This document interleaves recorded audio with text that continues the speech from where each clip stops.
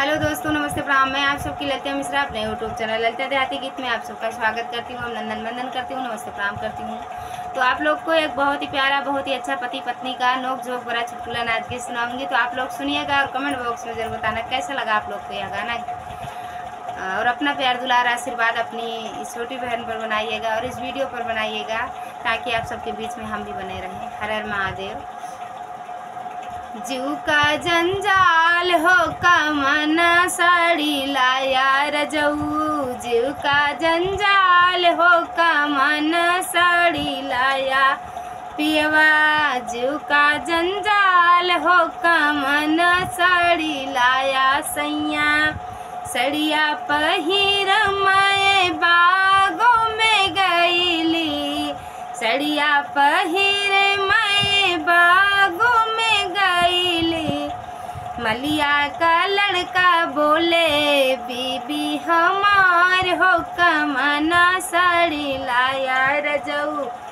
जीव का जंजाल हो कमना साड़ी लाया पियवा, जीव का जंजाल हो कमना साड़ी लाया सैया,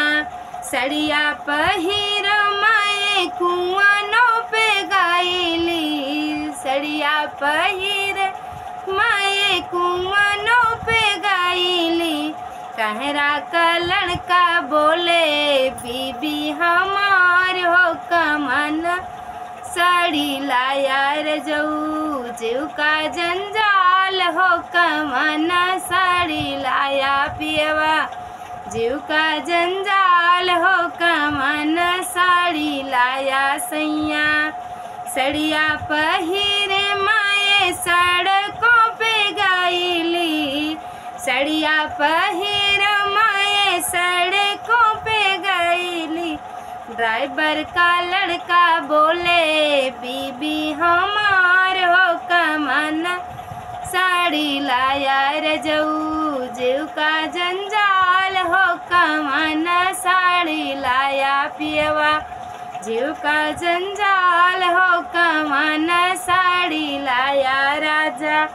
सड़िया पहिरे माए महलों में गईली हो, सड़िया पहिर माए महलों में गईली, रजवा का लड़का बोले बीबी हमार हो कमन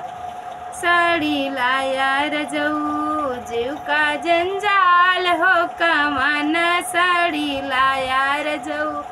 जीव का जंजाल हो कमन साड़ी लाया पियवा, जीव का जंजाल हो